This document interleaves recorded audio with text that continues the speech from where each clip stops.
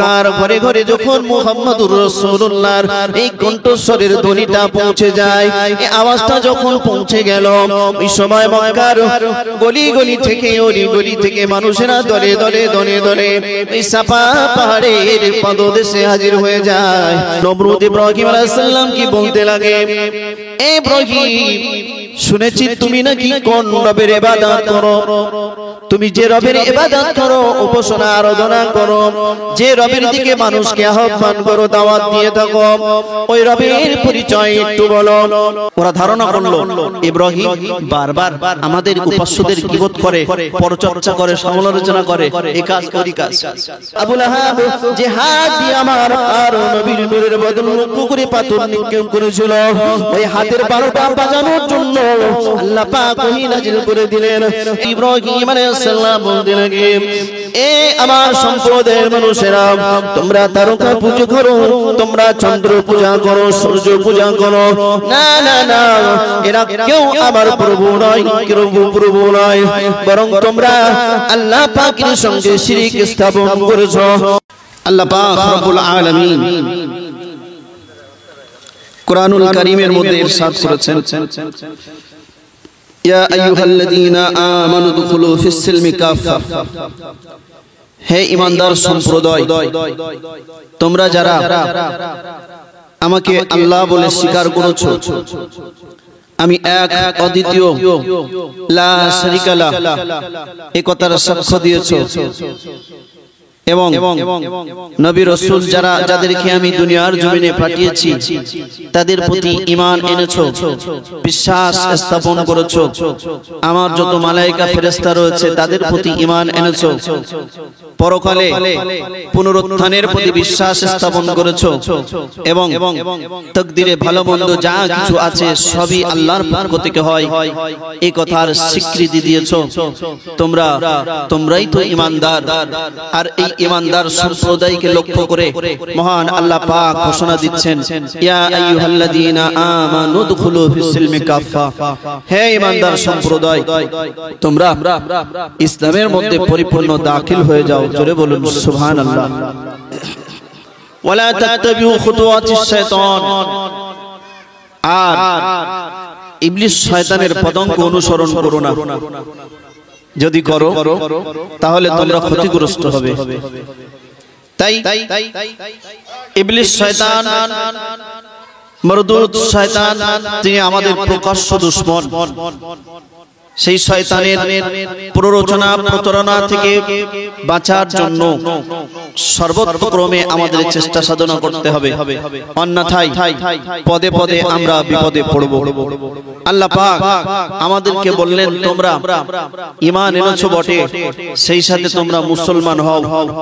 অপর এক আয়াতে বলেছে, লা তামুতুন্না ইল্লা ওয়া আনতুম মুসলিমুন, আমরা মুসলমান কিন্তু প্রকৃত মুসলমান নয়। আমাদের পরিচয় যদি কেউ জিজ্ঞাসা করে, তুমি কেন মুসলমান, আমরা হয়তো বলবো আমাদের আব্বা কি আমার আব্বা মুসলমান, তাই আমি মুসলমান। আপনাকে যদি জিজ্ঞাসা করা হয় আপনি কেন মুসলমান, আমরা হয়তো বলবো আমাদের দাদু মুসলমান ছিল তাই আমি মুসলমান।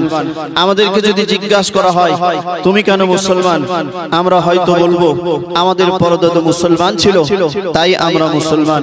কিন্তু আদৌ কি এটা মুসলমানের পরিচয়? কখনো নয়, বরং এটা মুসলমানের পরিচয় নয়। মুসলমান ঘরে জন্মগ্রহণ করলেই মুসলমান হওয়া যায় না, বরং মুসলমান হতে গেলে আমরা ঈমানদার বটে, কিন্তু ঈমান আনার পরপরই আল্লাহ পাক যে হুকুম আহকাম গুলো আমাদের উপরে বর্তেছেন, আমাদেরকে দিয়েছেন, সেই আল্লাহ পাকের হুকুম আহকাম গুলো যথাযথভাবে পুঙ্খানুপুঙ্খভাবে পালন করার নামই হচ্ছে প্রকৃত মুসলমান। জোরে বলুন সুবহানাল্লাহ। এটাই হচ্ছে প্রকৃত মুসলমানের পরিচয়। আমরা মুসলমান কিন্তু আধা মুসলমান, প্রকৃত মুসলমান আমরা এখনো হতে পারিনি। আপনাকে ভুলে গেলে চলবে না। আমরা ইসলাম ধর্মাবলম্বী, ইসলাম ধর্মের মানুষ। ইসলামের ঘরে আমরা জন্মগ্রহণ করেছি, এটা আমাদের সৌভাগ্য। সকলেই একবার বলি আলহামদুলিল্লাহ। ইসলামের ঘরে জন্মগ্রহণ করেছি, এটা আমাদের জন্য সৌভাগ্য। আল্লাহ পাকের দয়া, আল্লাহ পাকের মেহেরবানি, যে যিনি আমাদেরকে মুসলমান ঘরে জন্মগ্রহণ করিয়ে ইসলামের ঘরে জন্মগ্রহণ করিয়েছেন। কিন্তু এই ইসলাম আমাদের কাছে অত সহজে আসে। ইসলাম পৃথিবীর জমিনে এত সহজে প্রতিষ্ঠিত হয়নি। ইসলাম প্রতিষ্ঠিত করতে গিয়ে, ইসলাম প্রতিষ্ঠিত করতে যে কত শহীদের রক্তে রঞ্জিত হয়েছে পৃথিবীর জমিন। ইসলাম এই পৃথিবীর জমিনে প্রতিষ্ঠিত করতে যে কত জান মালকে কুরবান করতে হয়েছে, তারপরে গিয়ে ইসলাম পৃথিবীর জমিনে প্রতিষ্ঠিত হয়েছে। অনেকেই বলে যে পৃথিবীর জমিনে ইসলাম তরবারির জোরে প্রতিষ্ঠিত হয়েছে। অনেক বড় বড় পণ্ডিত, নামধারী পণ্ডিত, তারাও বলে যে ইসলাম তরবারির জোরে প্রতিষ্ঠিত হয়েছে। তারা এটাও বলে নবী মুহাম্মদুর রাসূলুল্লাহ সাল্লাল্লাহু আলাইহি ওয়াসাল্লাম এক হাতে কোরআন, অপর হাতে তরবারি নিয়ে পৃথিবীর জমিনে ইসলাম প্রতিষ্ঠিত করেছে। রিসেন্টলি কোন এক রাজনৈতিক দলের নেতা, তার নাম আমি নিতে চাই না, তিনি বলেছেন যে মুহাম্মদুর রাসূলুল্লাহ এক হাতে কোরআন, অপর হাতে তরবারি নিয়ে পৃথিবীর জমিনে ইসলাম প্রতিষ্ঠিত করেছে। আমি ওই সমস্ত নাদান, ওই সমস্ত অজ্ঞ, ইসলাম সম্পর্কে মূর্খ জাহেলদের যথাযথ উত্তর দেওয়ার জন্য আজকে খুবই সংক্ষিপ্তকারে কিছু বক্তব্য আপনাদের কাছে রাখবো। রাসূল আকরাম সাল্লাল্লাহু আলাইহি ওয়াসাল্লাম আজ থেকে কম বেশি ১৫০০ বছর আগে মক্কার জমিনে কুরাইশ বংশে হাসিম গোত্রে আব্দুল্লাহর ঘরে মা আমিনার কোল আলোকিত করে এই পৃথিবীর জমিনে ৫৭০ খ্রিস্টাব্দে আগমন করেছিলেন। জোরে বলুন আলহামদুলিল্লাহ। তিনি যখন এসেছিলেন পৃথিবীর জমিনে, মানুষ সব আল্লাহ বলা ছিল। আল্লাহ বলতে কি তারা জানতো না। বিভিন্ন খোদা, বিভিন্ন মাবুদের ইবাদত বندگی তারা করত। এমনকি আমাদের যে কাবা বাইতুল্লাহ, সেই কাবা বাইতুল্লাহ একটা নয়, দুটো নয়, ১০০ নয়, ২০০ নয়, বরং ৩৬০টি আসনাম রেখেছিল, পাথর প্রতিমা মূর্তিগুলো রেখেছিল।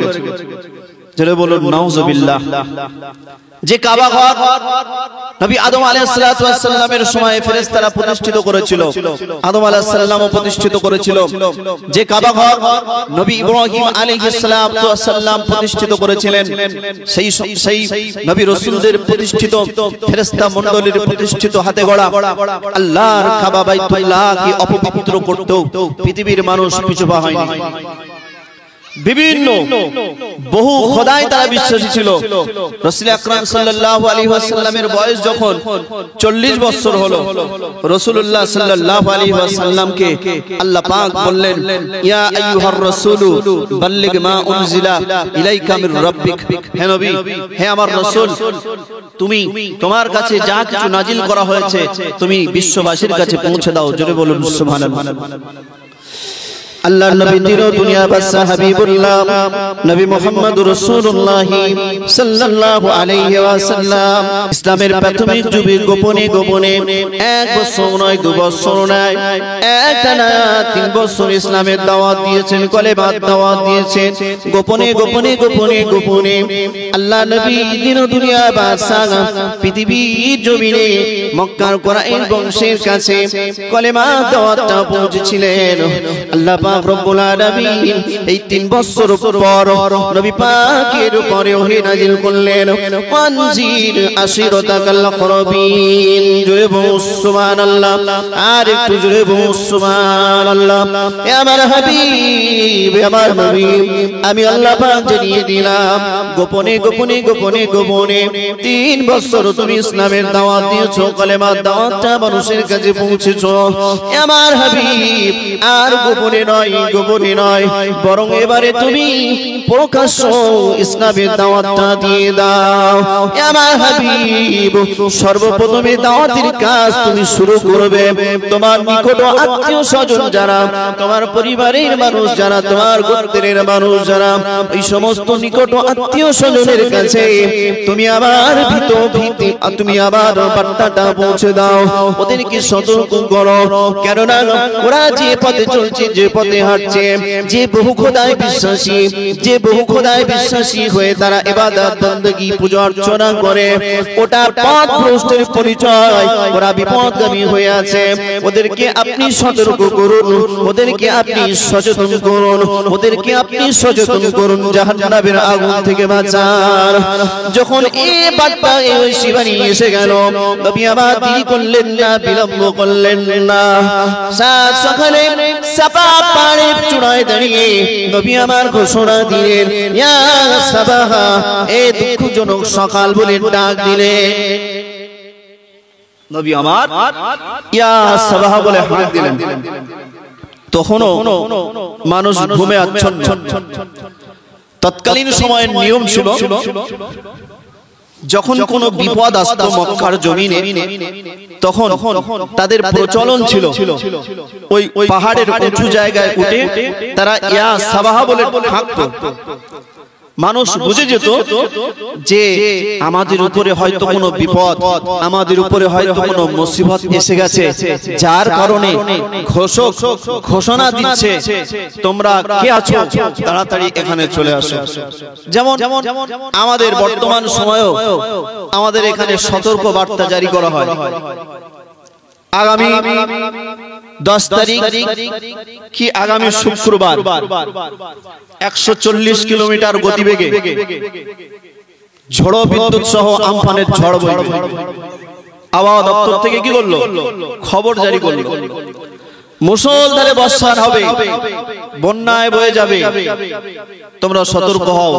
বিশেষ করে চাষিবাসী মানুষ যারা, তারা সচেতন হয়, সাবধান হয়। হ্যাঁ, ক্ষেত খামার গুলো তারা আগে থেকেই মানে আলগুলো কাটিয়ে রাখে, পানি পাস করার ব্যবস্থা করে রাখে, তাই না? তো এই সতর্ক বার্তা যেমন আমাদের এখানে এখনো চালু আছে। আবার এমনও দেখা যায়, ফজরের নামাজ হয়ে গেল, মসজিদের মুয়াজ্জিন সতর্ক করছে, বিশেষ ঘোষণা, অমুক গ্রামে অমুক পাড়ায় অমুকের পুত্র অমুক কি অমুকের স্ত্রী ইন্তেকাল করেছে, তার জানাজা নামাজ হবে আসরের নামাজ বাদ কি জোহরের নামাজ বাদ। এই সতর্ক বার্তা দেয়, এই ঘোষণা দেওয়া হয়। মানুষ বুঝে যায় একটা মুসিবতের সংবাদ, দুঃখের সংবাদ ঘোষিত হচ্ছে মসজিদের মাইক থেকে। ঠিক এরকম প্রচলন তৎকালীন সময়ে মক্কার জমিনে কুরাইশদের মধ্যে ছিল। আরবের মানুষেরা যখন কোনো বিপদ দেখত, তখন তারা ওই পাহাড়ের চূড়ায় দাঁড়িয়ে ঘোষণা দিত। নবী আমার যখন ওয়ানজির আশিরাতাকাল আকরাবিন, যখন এই আয়াত ওই শিবানী এসে গেল, নবী আমার দেরি না করে ওই পাহাড়ের চূড়ায় দাঁড়িয়ে গেলেন, ঘোষণা দিচ্ছেন, ইয়া সাবাহা। বিশ্বনবী জনাবে মুহাম্মদুর রাসূলুল্লাহ সাল্লাল্লাহু আলাইহি ওয়াসাল্লাম কুরাইশ বংশের মানুষদিগকে লক্ষ্য করে এই কথাটা রাখলেন, ইয়া সাবাহা, এই দুঃখজনক সকাল, তোমরা কি কোথায় আছো, চলে আসো, চলে আসো। মক্কার ঘরে ঘরে যখন মুহাম্মদুর রাসূলুল্লাহর এই কণ্ঠস্বরের ধ্বনিটা পৌঁছে যায়, এই আওয়াজটা যখন পৌঁছে গেল, ওই সময় মক্কার গলি গলি থেকে ওলি গলি থেকে মানুষেরা দলে দলে দলে দলে এই সাফা পাহাড়ের পাদদেশে হাজির হয়ে যায়। সেই দলের মধ্যে আল্লাহ নবীর নিজের চাচা আবু লাহাব হাজির হয়ে গেল। আল্লাহ নবীর চাচা আবু লাহাব বিশ্বনবী মুহাম্মদুর রাসূলুল্লাহ সাল্লাল্লাহু আলাইহি ওয়াসাল্লামকে লক্ষ্য করে বলে, এ ভাতিজা মুহাম্মদ, বলো বলো বলো বলো, এত সাত সকালে কেন আমাদেরকে এখানে জড়ো করেছো? এত সাত সকালে কেন আমাদের এখানে হাজির করেছো? ওই সময় নবী মুহাম্মদুর রাসূলুল্লাহ ঘোষণা দিয়ে বললেন, এ কুরাইশ বংশের মানুষেরা, আমি নবী মুহাম্মদুর রাসূলুল্লাহ যদি বলি, আমি নবী মুহাম্মদুর রাসূলুল্লাহ যদি বলি, এই পাহাড়ের পিছন দিকটায় একদল শত্রু অস্ত্র শস্ত্র সজ্জিত অবস্থায় তৈরি হয়ে রয়েছে, যখন তখন তোমাদের উপরে আক্রমণ করে বসবে, তোমরা কি আমার কথা বিশ্বাস করবে? ওই সময় কুরাইশ বংশের মানুষগুলো এক বাক্যে বলেছিলেন, এ আব্দুল্লাহর বেটা মুহাম্মদ, তুমি যদি বলো পাহাড়ের পিছন দিকে একদল শত্রু অস্ত্র শস্ত্র সজ্জিত অবস্থায় তৈরি হয়ে রয়েছে, যখন তখন আমাদের উপরে আক্রমণ করে বসবে, হে মুহাম্মদ তুমি যদি বলো, আমরা এক বাক্যে বিশ্বাস করে নেব। জোরে বলুন সুবহানাল্লাহ, আরো জোরে বলুন সুবহানাল্লাহ। কেননা আমরা জানি আব্দুল্লাহর বেটা মুহাম্মদ জীবনে কোনোদিন মিথ্যা কথা বলেনি, আব্দুল্লাহর বেটা মুহাম্মদ জীবনে বিশ্বাসঘাতকতা করেনি, আব্দুল্লাহর বেটা মুহাম্মদ জীবনে মিথ্যার আশ্রয় গ্রহণ করেনি। এ আব্দুল্লাহর বেটা মুহাম্মদ তুমি যদি বলো পাহাড়ের পিছন দিকে একদল শত্রু রয়েছে, আমরা এক বাক্যে বিশ্বাস করে নেব। আর গর্ব সুবহান, তুমি যদি বলো আমরা বিশ্বাস করে নেব। কেন? নবী পাক সাল্লাল্লাহু আলাইহি ওয়াসাল্লাম কি এই দাওয়াত দেবার আগ পর্যন্ত তারা বিশ্ব নবীকে আল আমিন বলে ডাকত, বিশ্বাসী as-সাদিক আল আমিন বলে ডাকত। জোরে বলুন সুবহানাল্লাহ। তাই তারা এক বাক্যে রাসূলুল্লাহর কথার সাক্ষ্য দিয়ে এই কথা ব্যক্ত করলো যে মুহাম্মদ তুমি যদি বলো পাহাড়ের পিছনে একদল শত্রু আছে, আমরা তা সত্য কি মিথ্যা আমরা যাচাই করব না, বরং চোখ বুজিয়ে আমরা বিশ্বাস করব। জোরে বলুন সুবহানাল্লাহ। মুহাম্মদুর রাসূলুল্লাহকে তারা কত বিশ্বাস করতে, রাসূলুল্লাহ কেন এই কথা বললেন? মুহাম্মদুর রাসূলুল্লাহর ব্যাপারে তারা কতটা বিশ্বস্ত, তারা মুহাম্মদুর রাসূলুল্লাহকে কতটা বিশ্বাস করে দেখার জন্য নবী আমার এই কথাটা রাখলেন। এই কুরাইশ বংশের মানুষেরা বলো আমি যদি বলি পিছনের এই দিকটায় একদল শত্রু আছে, তোমরা কি বিশ্বাস করবে? নবীর কথা শোনার সাথে সাথে কুফারে কুরাইশরা এক বাক্যে বলেছিল, আব্দুল্লাহর বেটা মুহাম্মদ তুমি যদি বলো আমরা এক বাক্যে তোমার কথাটা বিশ্বাস করে নেব। নবী আমার আশ্বস্ত হয়ে গেলেন।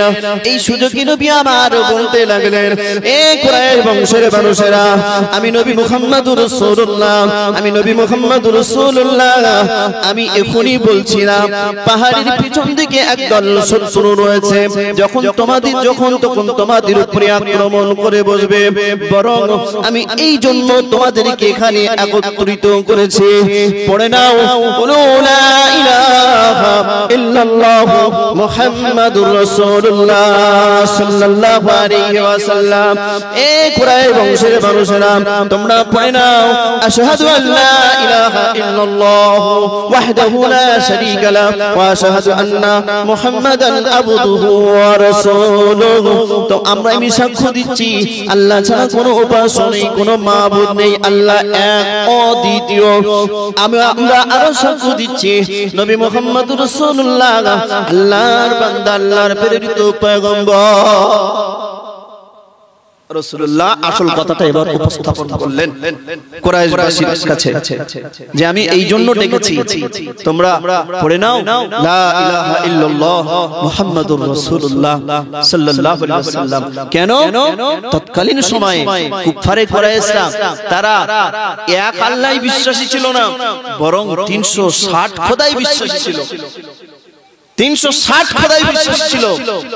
এই জন্য আল্লাহ পাক সর্বপ্রথম গুল পেরেক ছাড়লেন, লা ইলাহা 360 খোদা নয়, 33 কোটি নয়, বরং আল্লাহ যিনি রব, যিনি মালিক, যিনি খালিক, যিনি তিনি হচ্ছেন এক ইল্লাল্লাহ। জোরে বলুন সুবহানাল্লাহ।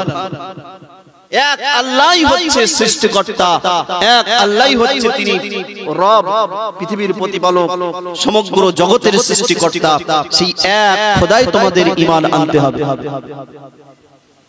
যখনই রেখেছে কুফারে কুরাইশরা হতভম্ব হয়ে গেছে, হতভম্ব হয়ে গেছে।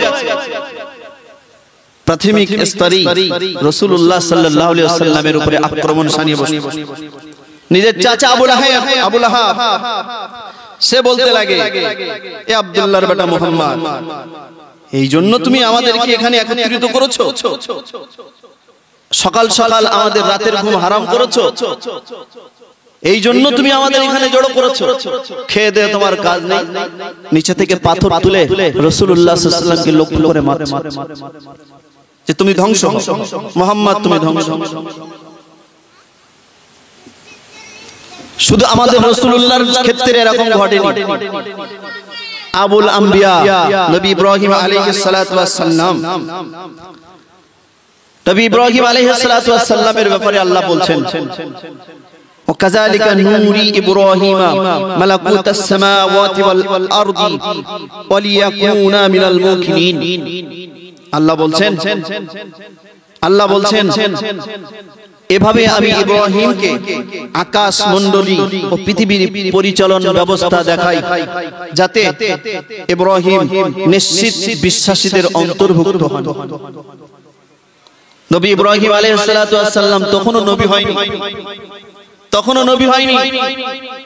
ইব্রাহিম আলাইহিস সালামকে আল্লাহ আকাশ মণ্ডলী, সাতবক আসমান, আকাশের উপরে চন্দ্র তারা, সূর্য, নক্ষত্র, গ্রহ, এই সমস্ত কিছু কিভাবে পরিচালনা হয়, পৃথিবীর জমিনটা বিভিন্ন প্রাকৃতিক কিভাবে পরিচালনা করা হয়, এই সমস্ত নিদর্শনগুলো, এই ব্যবস্থাপনাগুলো নবী ইব্রাহিম আলাইহিস সালাতু ওয়াস সালামকে আল্লাহ দেখালেন।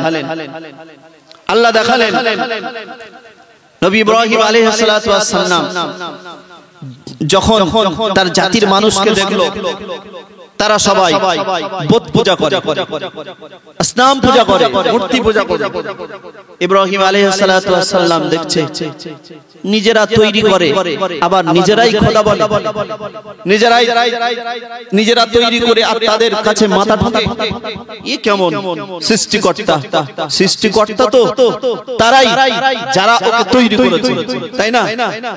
যারা মূর্তিগুলো তৈরি করলো তারাই তো সৃষ্টিকর্তা, তারাই তো তৈরি কারক, তারাই তো প্রস্তুত কারক। কিন্তু পুজো করার দরকার ছিল তাদের, কিন্তু হচ্ছে উল্টো। এবং যে যাকে সৃষ্টি করেছে তারা নড়াচড়াও করতে পারে না, কারোর উপকার করতে পারে না, কাউকে ক্ষতি করতে পারে না, খাওয়া দাওয়া করতে পারে না, গায়ে মাছি বসলে তাড়াতেও পারে না। মানুষের কি হলো যে তারা এত আল্লাহ ভোলা হয়ে এক সৃষ্টিকর্তার ইবাদত বندگی ভুলে গিয়ে, উপাসনা আরাধনা ভুলে গিয়ে তারা বহু খোদায় বিশ্বাসী, তারা বহু খোদায় বিশ্বাস স্থাপন করেছে। এটা যেন সম্পূর্ণ ইব্রাহিম আলাইহিস সালামের বিবেকের কাছে বহির্ভূত ব্যাপার। এবং তিনি দেখছেন তৎকালীন সময়ে মানুষেরা আকাশের তারা পূজা করে, আকাশের চন্দ্রটাকে পূজা করে, আকাশের সূর্যটাকে পূজা করে। ইব্রাহিমকে বলে, ইব্রাহিম এই তারা আমাদের প্রভু, ইব্রাহিম এই চন্দ্র আমাদের প্রভু, ইব্রাহিম এই সূর্য আমাদের প্রভু। আল্লাহ পাক তার সৃষ্টির রহস্য উদ্ঘাটন করছে। নবী ইব্রাহিম আলাইহিস সালাতু ওয়াস সালাম, নবী ইব্রাহিম আলাইহিস সালাতু ওয়াস সালাম রাতের বেলা ফালাম্মা জান্না আলাইহিল লাইলু রাআ কাওকাবা, নবী ইব্রাহিম আলাইহিস সালাতু ওয়াস সালাম রাতের বেলা তারকা দেখলেন এবং তিনি বললেন ওয়ালা হাযা রাব্বি। ওরা যেমন বলে যে তারা আমাদের প্রভু, তিনিও তারা দেখলেন এবং বললেন ক্বালা হাযা রাব্বি, এটা আমার প্রভু। যখন ফালাম্মা আফালা, যখন সেটা অস্তমিত হলো, অর্থাৎ রাতের অন্ধকার দূর হয়ে দিনের আলো প্রকাশ পেল, তারাগুলো অস্তমিত হলো, তারাগুলোর আলো নিভে গেল, তখন ইব্রাহিম আলাইহিস সালাম বললেন ক্বালা লা উহিব্বুল আফিলিন, যারা অস্তমিত হয় আমি তাদেরকে পছন্দ করি না। জোরে বলুন সুবহানাল্লাহ। যে তারাগুলো অস্তমিত হচ্ছে তাদেরকে আমি পছন্দ করি না। আবার দেখুন ফাল্লাম্মা রাআল কামারা বাযিগা, উজ্জ্বল চন্দ্র উদিত হতে দেখলেন রাতের বেলা, পূর্ণিমার চন্দ্র উদিত হতে দেখে বললেন ক্বালা হাযা রাব্বি, এটা আমার প্রভু, এটা আমার প্রভু। ফালাম্মা আফালা, যখন সেটাও অস্তমিত হলো, ক্বালা তিনি বললেন ক্বালা লা ইল্লাম ইয়াহদিনি রাব্বি লা আকুনান্না মিনাল কওমিদ দাল্লিন। তিনি বলছেন আমাকে আমার প্রতিপালক সৎ পথ না দেখালে আমি পথভ্রষ্টদের অন্তর্ভুক্ত হব।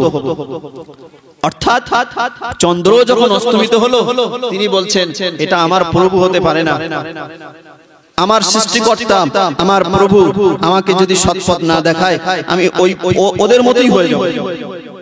আবার তিনি দেখলেন ফালাম্মা রাআশ শামসা বাযগা, সূর্যকে দীপ্তমান ভাবে প্রকাশিত হতে দেখলেন সকালবেলা, আলো ছড়িয়ে চারিদিকে আলো ছড়িয়ে যখন উদ্ভাসিত হলো قال هذا ربي هذا اكبر। ইব্রাহিম আলাইহিস সালাম বলছেন এটা আমার রব, হাযা আকবার, এটা ওই তারার থেকে বড়, চন্দ্রের থেকে বড়, সূর্য, অর্থাৎ সূর্য ওদের থেকে বড় বলে তিনি বলছেন قال هذا ربي, এটা আমার প্রভু, হাযা আকবার, এটা তো আরো বড়। যখন ফালাম্মা আফালাত, যখন সেই সূর্যটাও অস্তমিত হলো তখন বলছেন ক্বালা ইয়া কওমি ইন্নী বারিউম মিম্মা তুশরিকুন। ইব্রাহিম আলাইহিস সালাম বললেন হে আমার সম্প্রদায় তোমাদের শিরক থেকে আমি মুক্ত। চলে বলুন সুবহানাল্লাহ। তিনি একনিষ্ঠভাবে এবারে ঘোষণা দিলেন ইন্নী ওয়াজ্জাহতু ওয়াজহিয়া লিল্লাযী ফাতারাস সামাওয়াতি ওয়াল আরদা হানিফা ওয়া মা আনা মিনাল মুশরিকিন। চলে বলুন সুবহানাল্লাহ। আর একটু জোরে বলুন সুবহানাল্লাহ। নবী ইব্রাহিম আলাইহিস সালাম বলতে লাগলেন এ আমার সম্প্রদায়ের মানুষেরা তোমরা তারকা পূজা করো, তোমরা চন্দ্র পূজা করো, সূর্য পূজা করো, না না না, এরা কেউ আমার প্রভু নয়, কেউ প্রভু নয়, বরং তোমরা আল্লাহ পাকের সঙ্গে শিরক স্থাপন করেছো। আল্লাহ পাক এক অদ্বিতীয়, তোমরা তার সাথে শিরক করেছো। আমি ইন্নী ওয়াজ্জাহতু ওয়াজহিয়া লিল্লাযী ফাতারাস সামাওয়াতি ওয়াল আরদা হানিফা ওয়া মা আনা মিনাল মুশরিকিন। আমি ইব্রাহিম জানিয়ে দিলাম একনিষ্ঠভাবে তা থেকে আমি মুখ ফিরিয়ে নিলাম যিনি আকাশ মণ্ডলী পৃথিবী সৃষ্টি করেছেন, এবং আমি মুশরিকদের দলভুক্ত নই। জোরে বলুন সুবহানাল্লাহ। আর একটু জোরে বলুন সুবহানাল্লাহ। তোমরা যে শিরক করছো আমি তোমাদের দলভুক্ত নই, তোমাদের থেকে আমি আলাদা, আমি এক আল্লাহই বিশ্বাসী। আরেকবার বলুন সুবহানাল্লাহ। নবী ইব্রাহিম আলাইহিস সালাম তার প্রতি আল্লাহ পাক নবুয়তের দায়িত্ব দিলেন, তাকে নবুয়তের দায়িত্ব দিল। আল্লাহ পাক বলছেন আলাম তারা ইলাল্লাযী হাজ ইব্রাহিমা ফি রাব্বিহি আন আতাহুল্লাহুল মুলক। আল্লাহ বলছেন আমি নমরুদকে বাদশাহিত্ব দিয়েছিলাম, রাজত্ব দিয়েছিলাম। এই রাজত্ব পাওয়ার পর সে আল্লাহর অস্তিত্ব সম্পর্কে ইব্রাহিম আলাইহিস সালাতু ওয়াস সালামের সাথে বিতর্ক শুরু করল। এত ক্ষমতা দিলাম, এত রাজ ক্ষমতা দিলাম, বাদশাহিত্ব দান করার পরে সে তখন তার সেই আল্লাহ রাব্বুল আলামিনের সাথে তার অস্তিত্ব সম্পর্কে যখন নবী ইব্রাহিম আলাইহিস সালাম বললেন আমার রব তিনি যিনি হায়াত দান করেন, মউত দান করেন, হায়াত দান মউত দেন, আমার রব তো তিনি। তখন ইব্রাহিম আলাইহিস সালামের সঙ্গে সে বিতর্ক করছে। দেখুন ইদ ক্বালা ইব্রাহিম রাব্বিয়াল্লাযী ইউহয়ী ওয়া ইউমীতু। নবী ইব্রাহিম আলাইহিস সালাম কি জিজ্ঞাসা করলেন, নমরুদ ইব্রাহিম আলাইহিস সালাম কি বলতে লাগে ইব্রাহিম শুনেছি তুমি নাকি কোন রবের ইবাদত করো, তুমি যে রবের ইবাদত করো, উপাসনা আরাধনা করো, যে রবের দিকে মানুষকে আহ্বান করো, দাওয়াত দিয়ে থাকো, ওই রবের পরিচয় একটু বলো। ওই সময় নবী ইব্রাহিম আলাইহিস সালাম বলতে লাগে ইদ ক্বালা ইব্রাহিম রাব্বিয়াল্লাযী, আমার রব তিনি ইউহয়ী ওয়া ইউমীতু। জোরে বলুন সুবহানাল্লাহ। আর একটু জোরে বলুন সুবহানাল্লাহ। নবী ইব্রাহিম আলাইহিস সালাম নমরুদের পুত্রের জবাব দিয়ে বলতে লাগে এ নমরুদ শুনে রাখো, জেনে রাখো, আমার রব তো তিনি যিনি হায়াত দান করেন এবং মৃত্যু দিয়ে থাকেন। জোরে বলুন সুবহানাল্লাহ। ওই সময় নমরুদ পরক্ষণে প্রত্যুত্তরে বলে ওয়ালা আনা উহয়ী ওয়া উমীত। এবার সে মাথা মোটার মতো যুক্তি খাড়া করলো, ইব্রাহিম তুমি বলছো তোমার রব সে যে যিনি মউত হায়াত এবং মউত দান করেন, আমিও তো হায়াত মউত দিতে পারি। জোরে বলুন নাউজুবিল্লাহ। সে বলছে আমিও মৃত্যু দান করি আর হায়াত দান করি। কিভাবে? দুজন আসামিকে ডেকে একজনের গর্দান উড়িয়ে দিয়েছে, একজনকে মেরে দিয়েছে আর একজনকে বেকসুর খালাস করে দিয়েছে। আর বলছে দেখো আমি একজনকে মউত দিয়েছি আর একজনকে ছেড়ে দিয়েছি, তাহলে ঘটনা কি হলো? আমি হায়াত দিয়েছি এবং মউত দিয়েছি। জোরে বলুন নাউজুবিল্লাহ।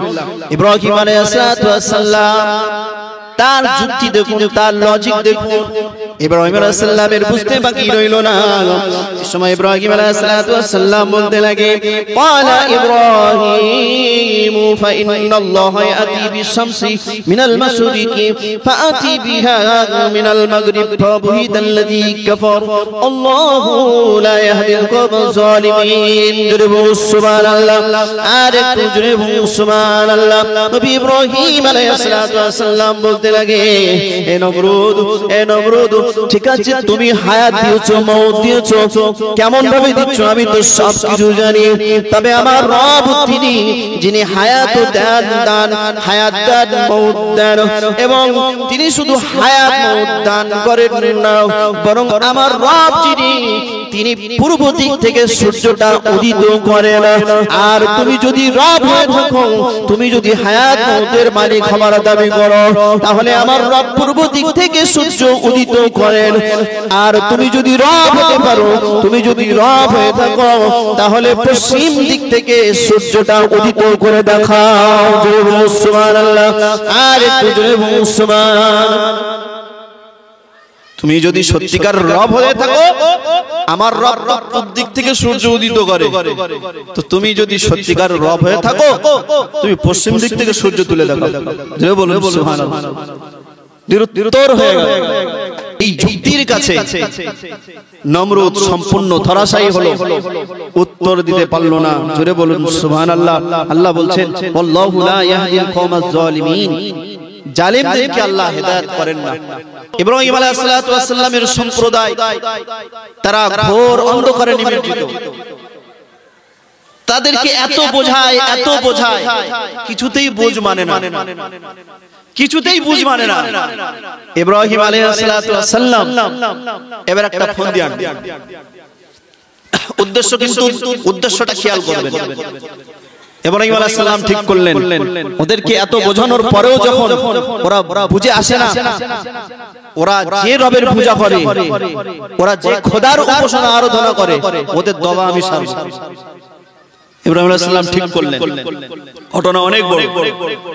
ঠাকুর ঘরে ঢুকলেন, মূর্তিগুলো ভেঙে তছনছ করে দিলেন, বড় ঠাকুরের গলায় কুড়ালটা ঝুড়িয়ে দিয়ে চলে আসলেন। ওরা মেলা থেকে বাড়ি এসেছে, উৎসব সেরে এসে দেখছে মন্দিরে সব ঠাকুর ভাঙা, তাদের কেন্দ্রালয়ে মূর্তিগুলো মানে ভাঙচুর, কে যেন পদদলিত করে দিয়েছে, মারিয়ে দিয়েছে, মাথা কাজ করছে না, হতবাক। ওরা ধারণা করলো ইব্রাহিম বারবার আমাদের উপাস্যদের গীবত করে, পরচর্চা করে, সমালোচনা করে, এই কাজ ওই কাজ। আমার প্রিয় ভাই যারা শুনে রাখুন, জেনে রাখুন, ওরা সবাই নবী ইব্রাহিম আলাইহিস সালামের খোঁজে বার হয়ে গেল। নবী ইব্রাহিম আলাইহিস সালামের কাছে গিয়ে বলল, ইব্রাহিম তুমি কি আমাদের মূর্তিগুলো ভেঙেছো, আসনামগুলো ভেঙেছো? নবী ইব্রাহিম আলাইহিস সালাম বললেন, আমি কেন ভাঙতে যাব, বরং ওই বড় ঠাকুরের গলায় কুড়ুল রয়েছে, তোমরা কি দেখতে পাচ্ছ না? এ কাজ তো ওরই কাজ, এ কাজ আমার না, এ কাজ তো ওরই কাজ। যদি ওরা কথা বলতে পারে, যার গলায় ঝোলানো আছে, যদি ও বলতে পারে, কথা বলতে পারে, ওকে জিজ্ঞেস করো কে করেছে। আমার প্রিয় ভাই জানেরা, কানটা খাড়া করে শুনুন। ইব্রাহিম আলাইহিস সালাম যে লজিকটা দিতে চেয়েছিলেন, উদ্দেশ্য খারাপ নয়, উদ্দেশ্য খারাপ নয়। অনেকেই ভুল বুঝতে পারে, ঠাকুর ভাঙা মুসলমানদের উদ্দেশ্য নয়। ইসলামের কোন হুকুম এরকম নয় যে পরধর্মের প্রভু যারা ইলাহ যারা তারা যাদেরকে দেব দেবী হিসাবে গ্রহণ করে তাদের আক্রমণ করবে, তাদের ভাঙচুর করবে, তাদের ধর্মকে ছোট করবে না, না, না। বরং ইব্রাহিম আলাইহিস সালাতু সাল্লামকে পৃথিবীর জমিনে আল্লাহ নবী করে পাঠিয়েছেন। নবী সাধারণ কোনো মানুষ নয়, সাধারণ কোনো মানুষ নয়। নবী হিসাবে তার ইখতিয়ার, তার দায়িত্ব হলো এই পৃথিবীর জমিন থেকে সমস্ত শিরক বেদাতের শিকড়গুলো উপড়ে ফেলা। জোরে বলুন সুবহানাল্লাহ, আর জোরে বলুন সুবহানাল্লাহ। এই জন্য নবী ইব্রাহিম আলাইহিস সালাম ওদেরকে বোঝানোর জন্য কাজটি করলেন। ওরা তখন প্রত্যুত্তরে বলতে লাগে, এ নবী ইব্রাহিম, এ ইব্রাহিম, তুমি কি আমাদের বোকা পেয়েছো, বোকা পেয়েছো? তুমি কি আমাদের নির্বোধ পেয়েছো, বোকা পেয়েছো? যারা কোনোদিন কারো উপকার করতে পারে না, হাঁটা চলা করতে পারে না, কারো কোনো ক্ষতি করতে পারে না, যারা খাওয়া দাওয়া পর্যন্ত লোকমা গ্রহণ করতে পারে না, তারা কেমন করে এই কাজ করতে পারে? তুমি কি বোকা পেয়েছো আমাদের? ইব্রাহিম আলাইহিস সালাম বললেন, এই তো এতক্ষণ পরে তোমরা বাগে এসেছো। আমি এই দীর্ঘ গত এই দশকের পর দশক ধরে তোমাদেরকে আমি বোঝাচ্ছি, যারা নড়াচড়া করতে পারে না, যারা কারো ক্ষতি করতে পারে না, যারা কারো উপকার করতে পারে না, লোকমা দিলে ফল নিয়াজ নিজের গালে ভক্ষণ করে তুলেও খেতে পারে না, তারা কি করে সৃষ্টিকর্তা হতে পারে? তারা কি করে রব হতে পারে? তারা কি করে উপাস্য হতে পারে? বলো। হতবাক হয়ে গেছে। সঙ্গে সঙ্গে অনেকে মুসলমান হয়ে গিয়েছিল। জোরে বলুন সুবহানাল্লাহ। কিন্তু জালেমের বাড় বেশি। ইব্রাহিম আলাইহিস সালাম এর উপরে এবার অত্যাচার করছে, সিদ্ধান্ত গ্রহণ করলো। নমরুদ অগ্নিকুণ্ড করলো, সেই অগ্নিকুণ্ডে ইব্রাহিম আলাইহিস সালামকে নিক্ষেপ করা হয়েছে। কিন্তু নবীদের দায়িত্বভার কার? আল্লাহ রাব্বুল আলামিনের। তিনি চাইলে কোন নবী রাসূলের পশমের পর্যন্ত ক্ষতি করার কারো ক্ষমতা নেই। জোরে বলুন সুবহানাল্লাহ। তো এমনি করে যুগে যুগে যত নবী এবং রাসূল এসেছেন পৃথিবীতে, যখনই এই কালেমার দাওয়াত বিশ্ববাসীর কাছে রেখেছে, তাদের জাতির কাছে রেখেছে, সেই সমস্ত সম্প্রদায়ের কাছে রেখেছে, তখনই তারা এই সমস্ত নবী এবং রাসূলদের উপরে আক্রমণ করে বসেছে, নবীদের উপরে নির্যাতন অত্যাচার করেছে। ইসলাম ধর্ম যারা গ্রহণ করেছে সেই সমস্ত নবীর অনুসারী নব মুসলমানদের উপরে অকথ্য নির্যাতন করেছে। এতগুলো বলার পরে আমি আবার আমাদের নবী মুহাম্মদুর রাসূলুল্লাহ সাল্লাল্লাহু আলাইহি ওয়াসাল্লামের প্রথম প্রকাশ্য ইসলামের দাওয়াত প্রসঙ্গে আবার শুরু করি। নবী মুহাম্মদুর রাসূলুল্লাহ সাল্লাল্লাহু আলাইহি ওয়াসাল্লাম ইসলামের দাওয়াত দিলেন, কলেমার দাওয়াত রাখলেন। সঙ্গে সঙ্গে আবু লাহাব নিচে থেকে পাথর তুলে বিশ্ব নবী লক্ষ্য করে মারছে। এই আব্দুল্লাহর বেটা মুহাম্মদ, তোমার খেয়ে দে কোনো কাজ নেই, তুমি আজকে আমাদের ঘুমগুলো আরামের বিছানা ছাড়তে বাধ্য করেছো, ঘুম নষ্ট করেছো। তুমি এই জন্যই কি আমাদেরকে ডেকেছো? তুমি ধ্বংস হও। নবী আমার দুঃখ পেলেন, কষ্ট পেলেন, ব্যথা পেলেন, পাথর তুলে আমার আপনার নবী নূরের বদল লক্ষ্য করে তারা মারতে লাগে। আহারে আল্লাহ পাক রব্বুল আলামিন সহ্য করতে পারলেন না। জিবরাইল আলাইহিস সালামকে পাঠিয়ে দিলেন, এই জিবরাইল ওই সাফা পাহাড়ে আমার নবীকে তারা তিরস্কার করে ভৎসনা করে। ওই সাফা পাহাড়ে আবু লাহাব আমার নবীকে লক্ষ্য করে পাথরগুলো নিক্ষেপ করে। আমার নবী কষ্ট পায়, আমার নবী দুঃখ পায়। এই জিবরাইল চলে যাও, আমার এই আয়াতগুলো আমার নবীর কাছে শুনিয়ে দাও। ওই সময় নবী আমার জিবরাইল আলাইহিস সালাম বিশ্ব নবী রাহমাতুল লিল আলামিনের কাছে পড়তে লাগে, তাব্বাত ইয়াদা আবি লাহাব وتب ما أغنى عنه ماله وما كسب سيصلى نارا ذات لهب وامرأته حمالة الحطب في جيدها حبل من مسد سبحان الله عارف سبحان الله এ নবী মুহাম্মদ যে হাত দিয়ে আবু লাহাব তোমাকে পাথর নিক্ষেপ করেছে আমি আল্লাহ পাক বলে দিচ্ছি তাব্বাত ইয়াদা আবি লাহাব যে হাত দিয়ে তোমার উপরে পাথর নিক্ষেপ করেছে আবু লাহাবের ওই হস্তদ্বয় ধ্বংস হয়ে যাক সুবহানাল্লাহ আর একটু জোরে বলুন সুবহান যে হাত দিয়ে তোমাকে উদ্দেশ্য করে পাথর মেরেছে ওই হাত দুটো ধ্বংস মা আগনা আনহু মালহু ওয়া মা কাসাব সে জীবনে টাকা পয়সা জায়গা জমি অর্থ সম্পদ যা কিছু জমা করেছিল মা আগনা তার কোনো কাজে আসবে না কোনো কাজে আসবে না এমন বিপদগ্রস্ত তাকে আমি করব কোনদিন কোন ডাক্তার তার চিকিৎসা করতে পারবে না কোনদিন কোন ওঝা ঝাড়ফুঁক করে তার রোগ ভালো করতে পারবে না জোরে বলুন সুবহানাল্লাহ কোন উপকারে আসবে না এমন তার যে সন্তান সন্ততি আমি দিয়েছি তারা পর্যন্ত ওই আবু লাহাবকে ছেড়ে চলে যাবে জোরে বলুন তাই হয়েছে তাই ঘটেছিল এমন রোগ আল্লাহ তাকে দিয়েছিল গ্রামে বাস করতে পারেনি শরীরে পচন ধরেছিল দুর্গন্ধ বার হচ্ছিল গ্রামের মানুষ পাড়ার মানুষ দুর্গন্ধে অতিষ্ঠ হয়ে তার সন্তানদের উপরে প্রেসার ক্রিয়েট করলো চাপ সৃষ্টি করলো তোমার আব্বাকে অবিলম্বে আমাদের এই লোকালয় ছেড়ে জঙ্গলে রেখে এসো সেটা বলুন সুবহানাল্লাহ জঙ্গলে রেখে এসো ওর জন্য আমরা টিকতে পারছি না এত গন্ধ আমার আল্লাহ পাক আরো জানিয়ে দিলেন সায়াসলা নারুন যাতা লাহাব আমরাতু শুধু দুনিয়াতে ওর এই অবস্থা হবে তা নয় বরং ও যখন মরে যাবে সায়াসলা নারুন যাতা লাহাব ওকে শিখাযুক্ত অগ্নিকুণ্ডে নিক্ষেপ করা হবে আমরাতুহু এবং তার স্ত্রী উম্মে জামিলাকেও ওই শিখাযুক্ত অগ্নিকুণ্ডে নিক্ষেপ করা হবে উম্মে জামিল আবু লাহাবের স্ত্রী তাকেও দুজনকে একসাথে ওই শিখাযুক্ত অগ্নিকুণ্ডে নিক্ষেপ করা হবে জাহান্নামে যে আগুনটা দাও দাও করে জ্বলছে বটে কিন্তু ওর শিখাটা এত তীক্ষ্ণ যে শিখার কারণে ওদের রক্ত মাংসগুলো জ্বলে পড়ে সারকার হবে জোরে বলুন সুবহানাল্লাহ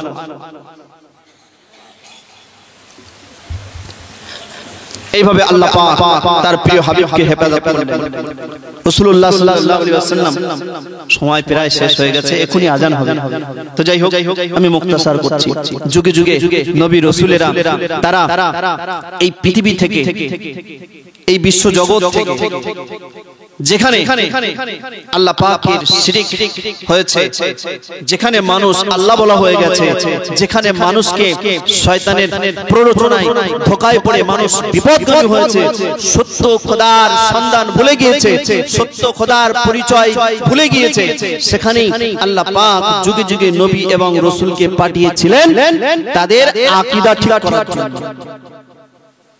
তাদেরকে মানুষের মতো মানুষ তৈরি করার জন্য জাহান্নামের আগুন থেকে বাঁচানোর জন্য নবী রাসূলেরা তারা এসেছিলেন তাই আল্লাহ পাক বলছেন ওয়ানজির আশিরাতাকাল আকরাবিন তুমি তোমার নিকট আত্মীয়স্বজন তাদের কাছে আগে ইসলামের দাওয়াত দাও তাদেরকে ভালো করো তাদেরকে সতর্ক করো তারা অন্যথায় তারা জাহান্নামে সাব্যস্ত হবে আমি প্রথমে যে আয়াতটা পড়েছিলাম আল্লাহ বলছেন উদখুলু ফিস সিলমি কাফা হে মানুষেরা তোমরা যারা ঈমান এনেছো পরিপূর্ণভাবে ইসলামে দাখিল হও ইসলাম খুব কঠিন মূল্য দিয়ে ইসলাম পৃথিবীতে প্রতিষ্ঠিত হয়েছে খুব সহজে আমাদের কাছে আসেনি তাই আমরা যারা মুসলমানের পরিচয় তখনই পাবে যখন আল্লাহ পাকের যত হুকুম আহকাম গুলো আছে এই হুকুম আহকাম গুলো যেমন নামাজ রোজা হজ যাকাত ভালো কাজ এই সমস্ত কাজগুলো যখন আমরা যথাযথভাবে পালন করতে পারবো তখনই আমরা সত্যিকারের মুসলমান হিসাবে পৃথিবীতে পরিচিতি লাভ করব সকলে একবার বলুন আলহামদুলিল্লাহ।